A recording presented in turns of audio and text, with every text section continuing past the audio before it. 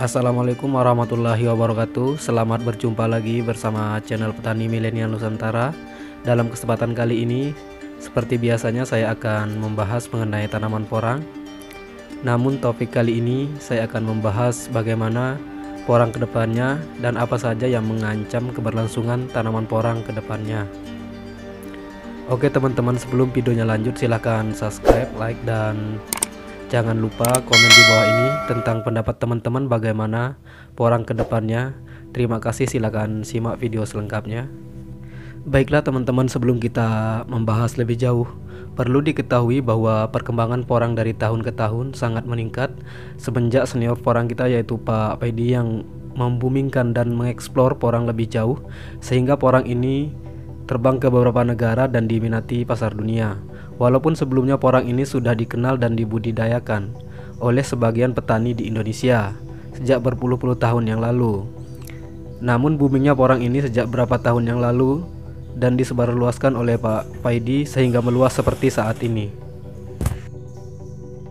Menurut data statistik produksi porang tahun 2019, ekspor secara nasional mencapai 11,3 ribu ton dengan nilai 226,4 miliar, sedangkan pada tahun 2020 sebanyak 19.000,8 ton dengan nilai 880 miliar. Namun ada sumber lain juga yang mengatakan bahwa data Badan Karantina Pertanian pada tahun 2019 periode Januari hingga Juli ekspor porang mencapai 5,7 ribu ton, sedangkan pada periode yang sama tahun 2020 sebanyak 14.000,8 ton atau meningkat sebesar 9.000 ton.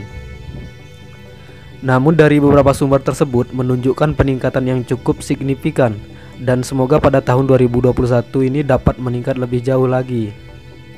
Nah, untuk mengetahui bagaimana keberlanjutan porang di masa yang akan datang, apakah masih laku atau tidak, karena banyak yang mengatakan bahwa porang ini harganya anjlok di masa yang akan datang seperti komoditas lainnya.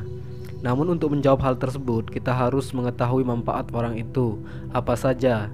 Jadi untuk mengetahui bagaimana keberlangsungan tanaman porang di masa yang akan datang, kita jelaskan manfaatnya terlebih dahulu. Namun di sini saya hanya menjelaskan manfaat secara umumnya saja, karena di video sebelumnya saya membahas secara detail mengenai manfaat porang. Manfaat secara umum, porang ini memiliki 4 manfaat di antaranya, yaitu 1. Pangan, industri, farmasi, dan yang terakhir yaitu kosmetik. Nah, sebenarnya dari 4 manfaat tersebut kita sudah bisa menjawab bagaimana prospek porang ke depannya.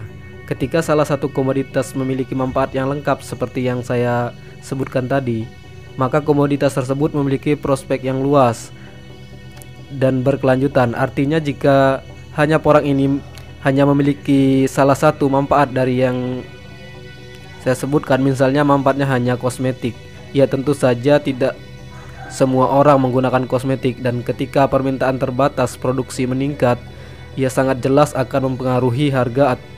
Tapi berhubungan tanaman porang ini memiliki manfaat yang luas dan pasar yang luas, maka prospek porang ini semakin cerah di masa yang akan datang. Selain porang ini kaya akan manfaat, jenis porang yang ada di Indonesia ini memiliki karakteristik yang berbeda dengan jenis porang yang ada di negara lainnya, baik warna umbi, kandungan glukomanan.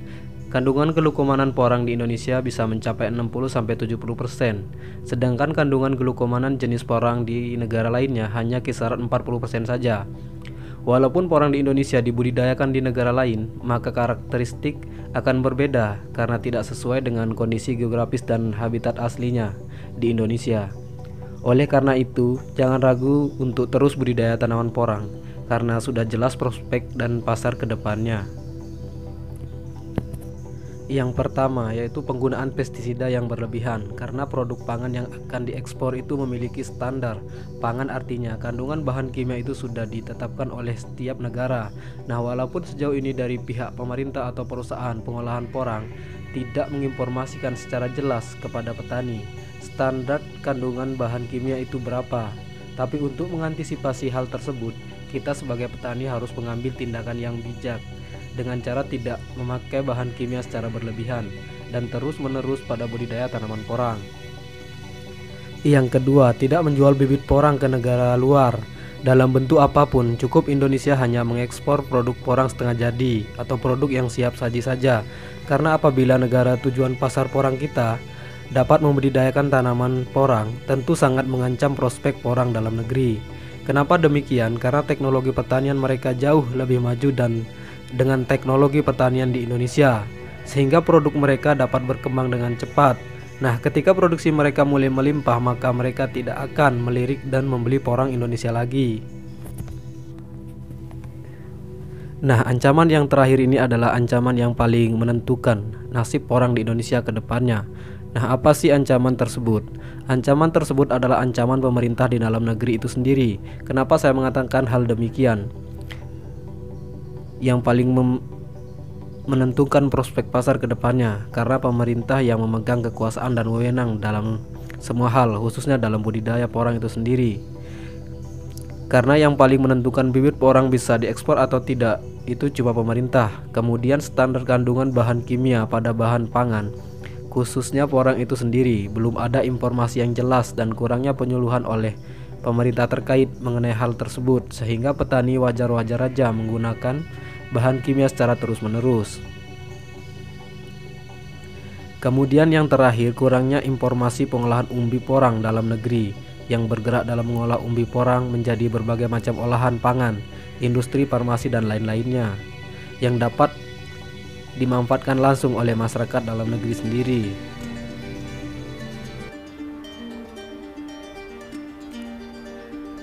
Sehingga umbi porang ini bisa dimanfaatkan oleh masyarakat Indonesia sendiri, sehingga tidak bergantung kepada konsumen luar negeri saja. Kita ambil salah satu contohnya saja, ketika produk porang Indonesia tidak laku di pasaran global, tetapi pemerintah sudah mampu mengolah porang ini, baik menjadi bahan pangan, industri farmasi dan lain-lainnya, sehingga para petani porang tidak rugi dan sia-sia dalam budidaya tanaman porang, karena dapat dimanfaatkan oleh masyarakat dalam negeri sendiri dengan inovasi yang sudah dibangun oleh pemerintah. Jangan sampai ketika produk porang Indonesia sudah tidak laku di pasaran global, pemerintah baru berupaya melakukan inovasi tentang pemanfaatan dan pengolahan porang itu sangat terlambat dan disayangkan karena tidak terbayang jeritan petani yang sudah membudidayakan porang bertahun-tahun. Ketika panen raya tiba, harga anjlok dan tidak laku di pasaran atau tidak laku seperti saat ini. Namun ketika pemerintah sudah mulai untuk mengembangkan dan berinovasi terhadap pengembangan dan teknologi pengolahan umbi porang menjadi olahan yang bisa dimanfaatkan oleh masyarakat dalam negeri, sehingga ancaman-ancaman tersebut tidak mempengaruhi prospek pasar ke depannya. Oke teman-teman, mungkin di video kali ini hanya itu yang dapat saya sampaikan mengenai beberapa hal tentang prospek dan ancaman dalam budidaya tanaman porang. Apabila ada kesalahan dan sikap saya mohon maaf, dan ini hanyalah pendapat pribadi saya. Dan mungkin teman-teman memiliki pendapat yang lain, silakan sampaikan di kolom komentar di bawah ini. Dan jangan lupa subscribe, like, komen, dan share. Terima kasih, sampai jumpa di video selanjutnya.